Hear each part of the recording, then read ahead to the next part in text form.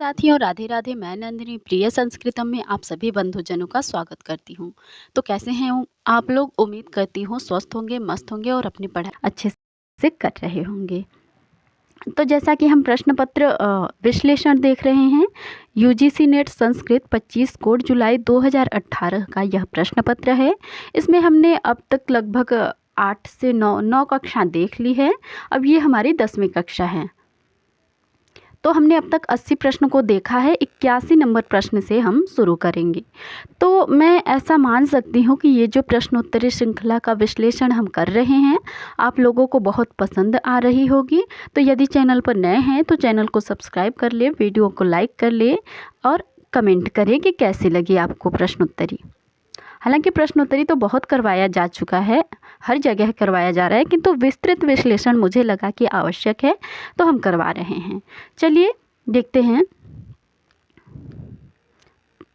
इस कक्षा का पहला प्रश्न, अर्थात 81 नंबर प्रश्न। इस प्रश्न में पूछा गया है कि वैदेहीर्बन्धो हृदयं विदद्रि रघुवंशस्य कस्मिन् पद्यांशे वैदेहिक बंधु भवति।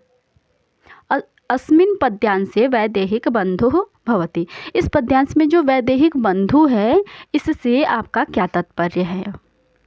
इससे क्या तात्पर्य है, ऐसा पूछा गया है रघुवंश महाकाव्य में। तो चलिए देखते हैं। रघुवंश महाकाव्य जो कि कवि कुलगुरु कालिदास कृत सुप्रसिद्ध 19 सर्गों का महाकाव्य है। इसके 14वें सर्ग में श्री राम अपने भद्रमुख नामक गुप्तचर से यह पूछते हैं कि प्रजा मेरे विषय में क्या कहती है। तो पहले तो वह चुप रहा, किंतु राम के आग्रह पूर्वक पूछे जाने पर उसने सीता संबंधित लोकापवाद की बात बताई, जिससे श्री राम का हृदय उसी तरह फट गया जैसे घन की चोट से तपाया हुआ लोहा फट जाता है। श्लोक कुछ इस प्रकार से है। कलत्र निंदा गुरुणा किलैवम अभ्याहतम कीर्ति विपर्ययेण अयोघनेनाय इवाभितप्तम वैदेही बंधुर हृदयम विदद्रे। तो यहाँ पर जो है हमारा वैदेही शब्द का अर्थ सीता जी हैं, और सीता जी के जो बंधु अर्थात सुहृत वह हैं आपके राम जी। तो यहाँ पर वैदेही बंधु का शब्द तात्पर्य राम जी से है। इस प्रश्न का हमारा तीसरा विकल्प जो है सही उत्तर है। तो लक्ष्मण जी जो है राम जी के भाई हैं, भरत जी भी राम जी के भाई हैं, और रघु ये जो है पूर्वज हैं। इस तरीके से इस प्रश्न का तीसरा विकल्प सही है। चलिए अगले प्रश्न की ओर बढ़ते हैं। इस प्रश्न में पूछा गया है कि काव्यमीमांसोक्त कथनानुसारम पुरा पुत्रियंती सरस्वती कुत्र तपस्यामासः। चलिए देखते हैं। तो राजशेखर ने अपने ग्रंथ काव्यमीमांसा के 3 अध्याय में काव्य पुरुष उत्पत्ति में सरस्वती पुत्र काव्य पुरुष की उत्पत्ति का वर्णन करते हुए कहा है कि एक बार शिष्यों ने बृहस्पति से कथा प्रसंग में पूछा कि आपके गुरु सरस्वती पुत्र काव्य पुरुष जो हैं कैसे हैं। तो उन्होंने कहा कि पुरा पुत्रियंती सरस्वती तुषार गिरौ तपस्यामास प्रीतेन मनसा ताम विरिंचि प्रोवाच पुत्रम ते सृजामि। अर्थात प्राचीन काल में सरस्वती ने पुत्र की इच्छा से हिमालय अर्थात तुषारगिरी पर तपस्या की। प्रसन्न मन से ब्रह्मा ने उनसे कहा, तेरे लिए मैं पुत्र की रचना करता हूँ। तत्पश्चात देवी ने काव्य पुरुष को उत्पन्न किया। तो उन्होंने तुषारगिरी पर तपस्या किया था पुत्र के लिए। इसलिए हमारा इस प्रश्न का दूसरा विकल्प जो है सही उत्तर हो जाएगा। चलिए अगले प्रश्न की ओर बढ़ते हैं। इस प्रश्न में पूछा गया है कि जगन्नाथ मते काव्यम कतिविधम भवति। जगन्नाथ के मत में जो हमारा काव्य है वो कितने प्रकार का है। तो हमारा जो पहला विकल्प है 2 प्रकार का। 2 प्रकार का काव्य आपके कौन मानते हैं? आचार्य विश्वनाथ। ये जो आचार्य विश्वनाथ हैं ये 2 प्रकार के काव्य मानते हैं। और 3 प्रकार के कौन मानते हैं? मम्मट। मम्मट जो हैं वो 3 प्रकार के मानते हैं। और 4 प्रकार के काव्य कौन मानते हैं? 4 प्रकार के आपके आचार्य जगन्नाथ मानते हैं। तो चलिए देखते हैं, पंडित राज जगन्नाथ ने अपने काव्य शास्त्रीय ग्रंथ रस गंगाधर के प्रथम आनन में काव्य के 4 भेदों को बताते हुए कहते हैं कि तच्च उत्तम उत्तम मध्यम अधम भेदात चतुर्धा, अर्थात उत्तम उत्तम, उत्तम, मध्यम और अधम, ये 4 काव्य के भेद हैं। उत्तम काव्य के विषय में कहते हैं कि जिसमें शब्द और अर्थ दोनों अपने गौण अर्थात अपने को अप्रधान बनाकर किसी चमत्कार जनक अर्थ को अभिव्यक्त करें, व्यंजनावृत्ति द्वारा समझावें, उसे उत्तम काव्य कहते हैं। क्या है परिभाषा? लक्षण कहते हैं शब्दार्थौ यत्र गुड़ी भावितात्मनौ कम्य अपि अर्थ अभिव्यंगतः तदाद्यम, अर्थात इसके बाद उत्तम काव्य के विषय में कहते हैं। अच्छा, कौन कौन से हैं 4 भेद? उत्तम उत्तम,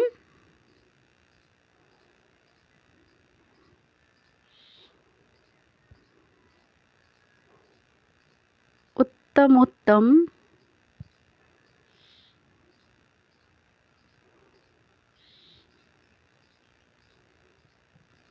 इसके बाद दूसरा है उत्तम, तीसरा है आपका मध्यम,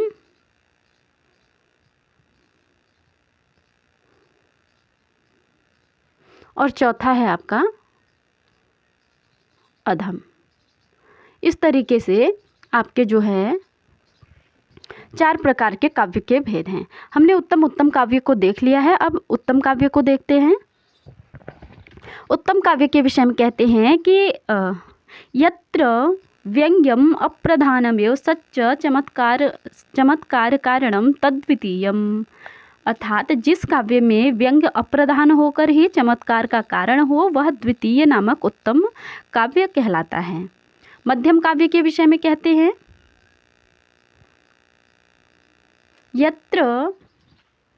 यत्र व्यंग्य चमत्कारा समानाधिकरणो वाच्य चमत्कारः तत्चमत्कारः तृतीयम्, अर्थात जहाँ वाच्य अर्थ का चमत्कार व्यंग अर्थ के चमत्कार के अधिकरण में न रहे, जिस काव्य में व्यंग अर्थ का चमत्कार लघु अंश में रहकर भी व्यापक वाच्य के चमत्कार में अंतर्युक्त हो जाने से स्पष्टतया अनुभूत न हो, वह आपका मध्यम नामक काव्य कहलाता है।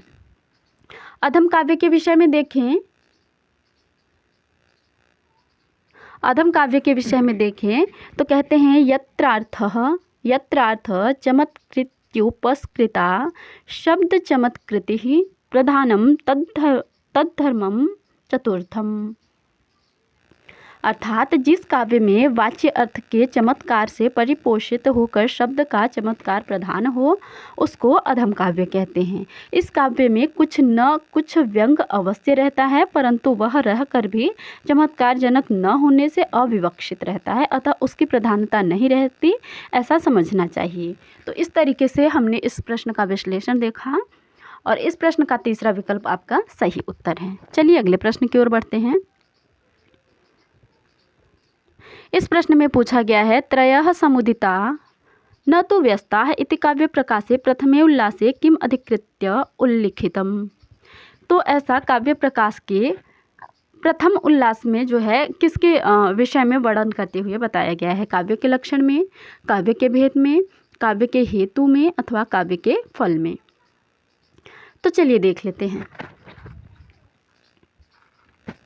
आचार्य मम्मट काव्य प्रकाश के प्रथम उल्लास में जो है काव्य के हेतु को परिभाषित करते हुए कहते हैं कि शक्ति, लोक व्यवहार तथा काव्य निर्माण का अभ्यास, ये तीनों मिलकर काव्य उद्भव के कारण हैं, न कि अलग अलग। उसी प्रसंग में काव्य हेतु को परिभाषित करते हुए कहते हैं शक्ति निपुणता लोक शास्त्र काव्याद्यवेक्षणात् काव्यज्ञ शिक्षाभ्यास इति हेतु तदुद्भवे, अर्थात ये तीनों मिलकर आपके जो है काव्य के हेतु हैं, न कि अलग अलग। तो ये काव्य की हेतु की परिभाषा करते हुए ऐसा कहा गया है। इसके विषय में। अच्छा, और इसकी व्याख्या देख लेते हैं। तो कवि में रहने वाली स्वाभाविक प्रतिभारूप शक्ति निपुणता, शक्ति में निपुण हो, और लोक शास्त्र वीक्षणात् अर्थात लोक शास्त्र तथा काव्य आदि के पर्यालोचन से उत्पन्न निपुणता। और तीसरा आपका क्या है? अभ्यास। काव्य की रचना शैली तथा आलोचना पद्धति को जानने वाले गुरु की शिक्षा के अनुसार जो है अभ्यास, ये तीनों मिलकर ही समष्टि रूप से काव्य विकास के जो है उद्भव के कारण है, हेतु हैं। तो उसी प्रसंग में ऐसा कहते हैं कि त्रयः समुदिता न तु व्यस्ताः तस्य काव्यस्य उद्भवे निर्माणे समुल्लासे च हेतुर्न तु हेतवः। ये हेतु है, न कि हेतवः, अर्थात अलग अलग हैं। और ठीक है, ये तो हो गए हमारे प्रश्न के उत्तर की बात और सही विकल्प में जो काव्य के हेतु की बात। अब काव्य के लक्षण को देख लेते हैं। काव्य लक्षण क्या है? कहते हैं तदोदोषौ शब्दार्थौ सगुणावनलंकृति पुनः क्वापि। इसके बाद ये जो है काव्य के 3 भेद हैं। कौन कौन से? ध्वनि काव्य, गुणीभूत व्यंग्य काव्य और चित्र काव्य। ध्वनि काव्य के विषय में कहते हैं इदम उत्तमम अतिशयिनी व्यंग्ये वाच्यात् ध्वनिर्बुधैः कथितः। और गुणीभूत व्यंग्य काव्य के विषय में कहते हैं अतादृशी गुणीभूत व्यंग्यम व्यंग्ये तु मध्यमम। चित्र काव्य के विषय में कहते हैं शब्द चित्रम वाच्य चित्रम व्यंग्यम तु अवरम स्मृतम। तो इस तरीके से हमारा जो है हमने इस प्रश्न का विश्लेषण देखा। काव्य भेद हमने देख लिया, काव्य का लक्षण भी देख लिया। तो चलिए अब अगले काव्य फल या काव्य प्रयोजन कहते हैं, तो उसकी भी चर्चा करी गई है काव्य प्रकाश में ही, वो भी हम देख लेते हैं। कुछ इस प्रकार से कार्य का है। काव्यम यशसे अर्थकृते व्यवहार विदेशी वेत रक्षते सद्य पर निवृत्त कांता संमित तयोपदेशयोजे। ये आपका काव्य फल या प्रयोजन है। तो चलिए अगले प्रश्न की ओर बढ़ते हैं। अगला प्रश्न है हमारा काव्य प्रकाशे उपमान उपमेययोः अभेदे अयम अलंकारः भवति। जिस काव्य प्रकाश में जो है उपमान और उपमेय में अभेद जो है प्रदर्शित किया जाता है, ऐसा किस अलंकार में होता है? रूपक में, उपमा में, उत्प्रेक्षा में अथवा श्लेष में। तो श्लेष तो पहले नहीं होगा क्योंकि श्लेष में उपमेय और उपमान की बात नहीं होती, तो ये नहीं होगा। और ये जो 3 अलंकार आपके हैं रूपक, उपमा, उत्प्रेक्षा, इन तीनों में आपका उपमान और उपमेय होता है। तो चलिए देखते हैं आचार्य मम्मट ने काव्य प्रकाश के नवम उल्लास में शब्दालंकार, रूप 10वें में अर्थालंकार की चर्चा करते हुए जिसमें 5 शब्दालंकार और 61 आपके अर्थालंकार हैं और एक उभयालंकार, कुल मिलाकर 67 प्रकार के अलंकारों का निरूपण किया गया है। तो सबसे पहले हमारे देख लेते हैं उपमा अलंकार को। तो कहते हैं साधर्म्य भेदे उपमा। उपमान तथा उपमेय का भेद होने पर साधर्म्य उपमा कहलाता है। यहाँ पर भेद तो होगा लेकिन उनसे उपमान और उपमेय की समानता बताई जाएगी, साधर्म्य बताया जाएगा, तो वहाँ पे उपमा अलंकार होता है। उपमा अलंकार 2 प्रकार का होता है, पूर्णोपमा और लुप्तोपमा। अब हम देख लेते हैं आपके रूपक अलंकार के विषय में, जो कि हमारे प्रश्न का सही उत्तर है।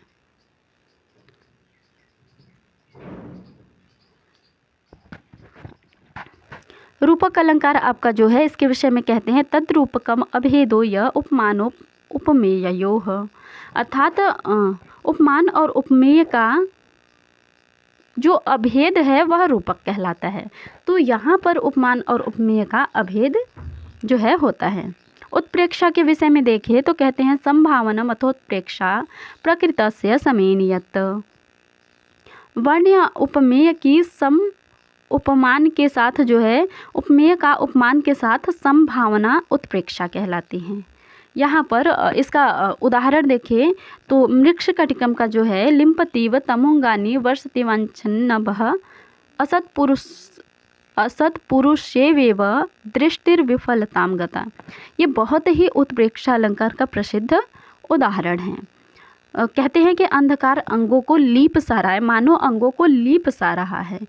आकाश काजल की वृष्टि सी कर रही है और दुष्ट पुरुष की सेवा के समान दृष्टि विफल हो गई है। तो यहाँ संभावना होने पर उत्प्रेक्षा है। तो इस तरीके से इस प्रश्न का हमारा पहला विकल्प ही सही उत्तर है। चलिए अगले प्रश्न की ओर बढ़ते हैं। आशु का नाट्य वृत्ति न भवति, इनमें से कौन सी नाट्य की वृत्ति नहीं है? तो नाट्य की चलिए देखते हैं नाट्य की कितनी वृत्तियां हैं, कौन कौन सी हैं। तत्पश्चात स्वतः हम देख लेंगे कि नाट्य की वृत्ति कौन सी नहीं है। तो नाट्य की आपकी जो है 4 वृत्तियां होती हैं, कौन कौन सी?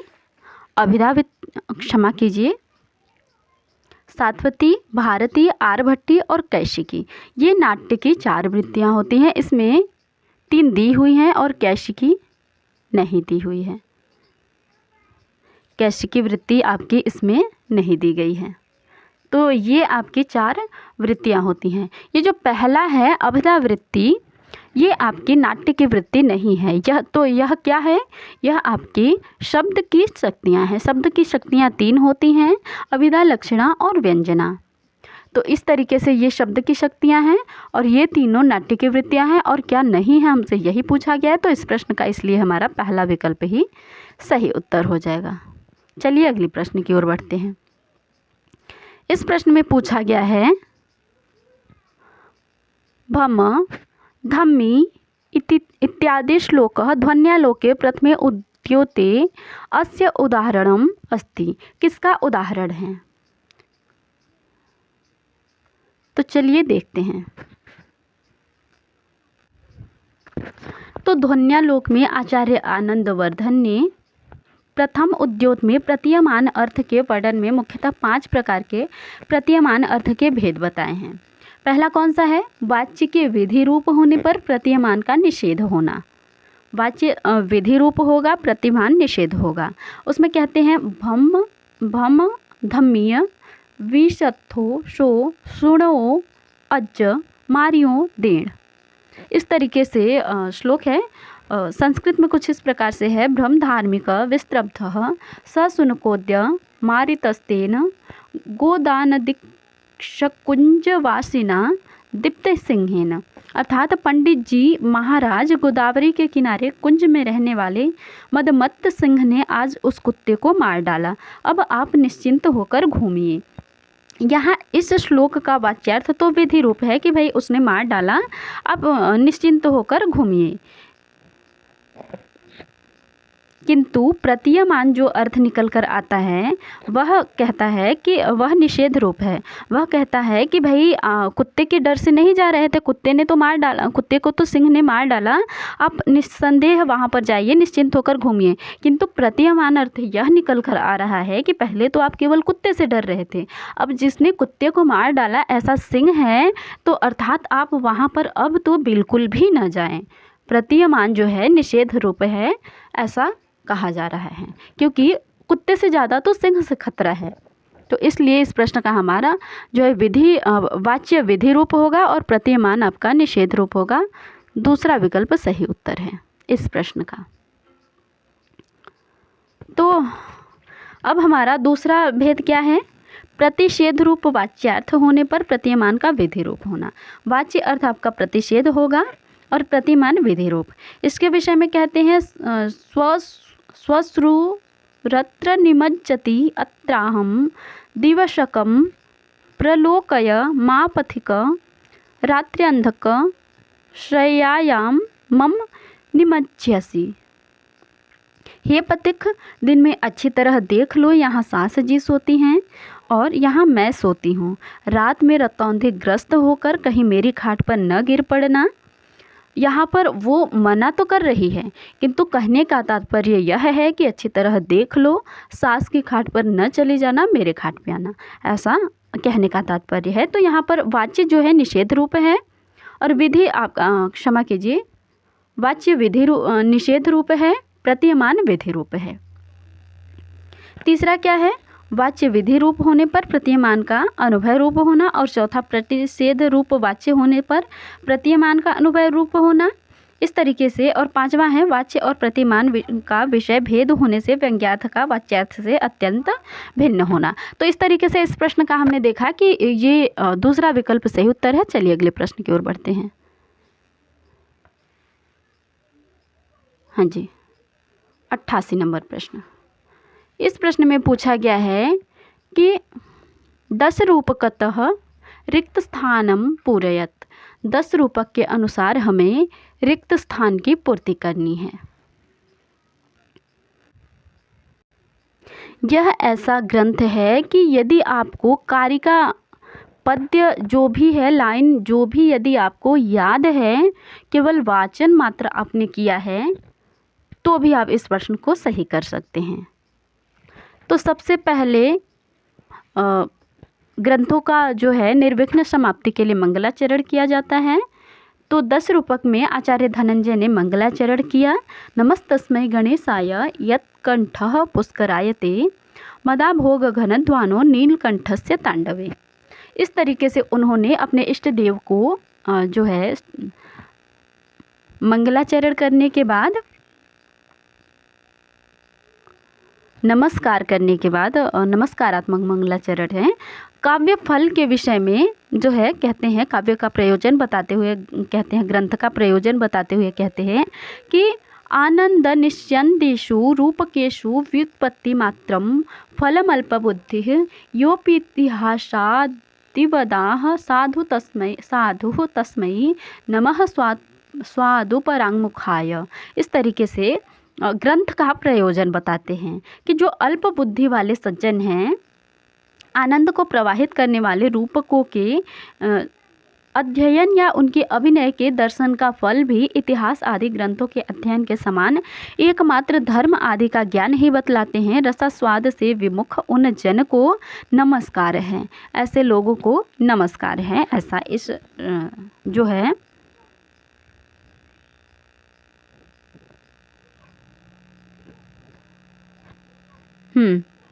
हाँ जी, यह भी नमस्कारात्मक ही मतलब नमस्कार के अंतर्गत ही आ जाएगा, किंतु मुख्य रूप से मंगलाचरण तो हमारा पहला ही होता है। तो इस प्रश्न का हमारा स्वादुपराङ्मुखाय अर्थात चौथा विकल्प सही उत्तर हो जाएगा। यदि आपको केवल पंक्ति याद है तो भी आप कर पाएंगे। चलिए अगले प्रश्न की ओर बढ़ते हैं। अगला प्रश्न है हमारा कटुकौषधवत्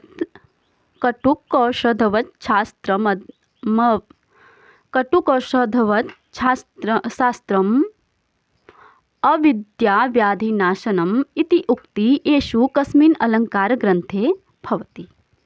यह जो है किस अलंकार ग्रंथ में आपका जो है पाया जाता है?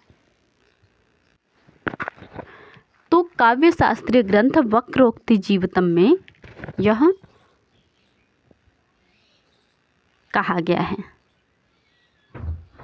अच्छा, तो काव्य शास्त्रीय ग्रंथ जो वक्रोक्ति जीवितम है वह राजानक कुंतक की एकमात्र रचना है, जिसमें 4 उन्मेष हैं और चतुर्वर्ग फल जो है चतुर्वर्ग फलास्वादमप्यतिक्रम्य तद्विदाम। इस प्रथम उन्मेष की 5वीं कारिका के व्याख्यान में यह उक्ति आचार्य कुंतक द्वारा कही गई है कि कटुकौषधवत् शास्त्रम अविद्या व्याधि नाशनम, अर्थात शास्त्र कड़वी औषधि के समान अविद्या रूपी व्याधि का नाश करने वाला होता है, ऐसा वक्रोक्ति जीवितम में कहा गया है। और काव्य का लक्षण वक्रोक्ति जीवितम में कुछ इस प्रकार से किया गया है। शब्दार्थौ संहितौ वक्र कवि व्यापार शालिनी बंध्य व्यवस्थितौ काव्यम तद्विद आह्लाद कारिणी। तो चलिए अगले प्रश्न की ओर बढ़ते हैं। अगला प्रश्न है हमारा येषु किम कांडम रामायणो नास्ति। इनमें से कौन सा कांड आपका रामायण का नहीं है? अच्छा, हाँ जी, तो रामायण में कुल आपके 7 कांड हैं। महर्षि वाल्मीकि कृत रामायण जो है इसमें 24,000 श्लोक हैं। अतः इसे चतुर्विंशति सहस्त्र संहिता भी कहते हैं। रामायण में मुख्यतः अनुष्टुप छंद का प्रयोग हुआ है। वाल्मीकि रामायण को आदि काव्य की संज्ञा दी जाती है। इसे आर्ष काव्य भी कहा जाता है। वाल्मीकि रामायण में कुल 7 कांड हैं और 645 सर्ग हैं। तो कौन कौन से हैं वो कांड और सर्गों के साथ देख लेते हैं, क्योंकि सर्ग भी पूछे जाते हैं। बालकांड, अयोध्या कांड, अरण्य कांड, किष्किंधा कांड, सुंदर कांड, युद्ध कांड, उत्तर कांड। ये हमने क्रमशः बताए हैं, तो कभी क्रम भी पूछे तो ध्यान रहे। बालकांड में 77 सर्ग हैं, अयोध्या कांड में 119 सर्ग हैं, अरण्य कांड में 75 सर्ग हैं, किष्किंधा कांड में 67 सर्ग हैं, सुंदर कांड में 68 और युद्ध कांड में 128, उत्तर कांड में 111 सर्ग हैं। तो इस तरीके से सीता कांड कहीं भी नहीं आता है। हमारा दूसरा विकल्प सही उत्तर है, क्योंकि सीता कांड कहीं भी रामायण में नहीं आता है। तो इस तरीके से हमने जो है प्रश्नों का विश्लेषण देखा। उम्मीद करती हूँ प्रश्नोत्तरी आप लोगों को बहुत पसंद आई होगी। कैसी है कमेंट में अवश्य बताएं, और यदि चैनल पर नए हैं तो चैनल को सब्सक्राइब कर लें।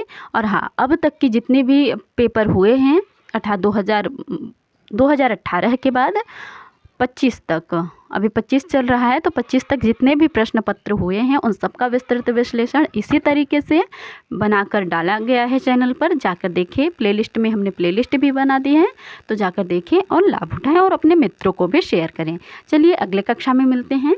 धन्यवाद।